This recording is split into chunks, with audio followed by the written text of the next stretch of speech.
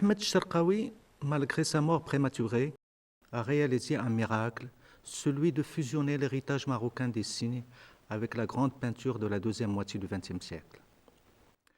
Reprenons les étapes qu'il lui fallait franchir pour arriver à l'événement effectif de l'art moderne marocain.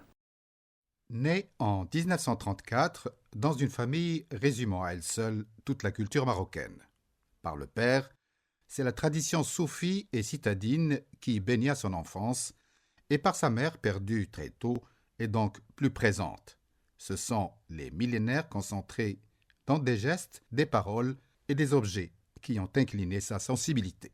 Initié très tôt à l'art de la calligraphie, Cherkaoui a décoré les devantures de cafés et de magasins pour se faire son argent de poche dans le Casablanca de la veille de l'indépendance. En 1956, il est à Paris et logiquement à l'école des métiers d'art graphique.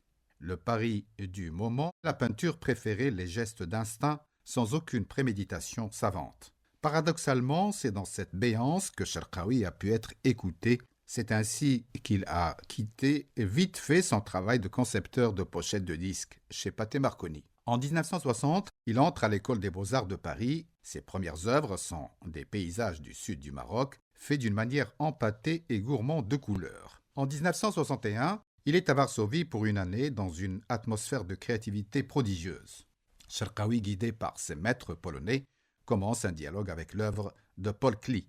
Ce dernier avait peint le Maghreb d'une façon moderne, loin de tout orientalisme désuet. Cherkaoui a alors acquis la conviction qu'il est possible de faire un art moderne marocain. Il reprend du grand maître allemand la technique du mélange de couleurs et de colle posée sur de la toile de jute pour faire gagner à ses paysages davantage d'épaisseur. En 1962, après son retour à Paris, il entreprend un voyage dans le sud du Maroc. Cherkaoui a consacré ce séjour à relever tous les signes et symboles berbères inscrits sur tous les supports, bois, bijoux, tissages et visages de femmes.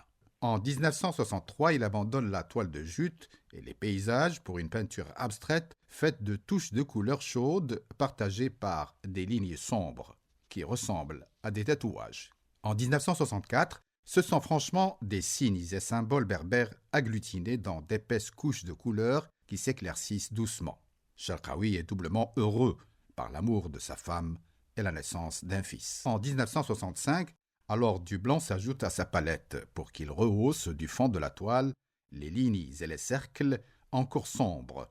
Par ailleurs, il est définitivement reconnu comme peintre important par les critiques et les artistes parisiens. 1966 est l'année de l'apothéose, car sa peinture a enfin gagné la profondeur qu'il a cherché à mettre dans ses tableaux. C'est donc le résultat d'une quête sublime et spirituelle. Les symboles et l'écriture ont été forcés à montrer la blancheur ultime du monde, celle que tous les mystiques cherchent depuis toujours. 1967, Cherkaoui s'installe au Maroc avec son trésor pour le partager avec ses concitoyens. La mort l'a surpris dans cet état de grâce pour faire de lui un héros à 33 ans.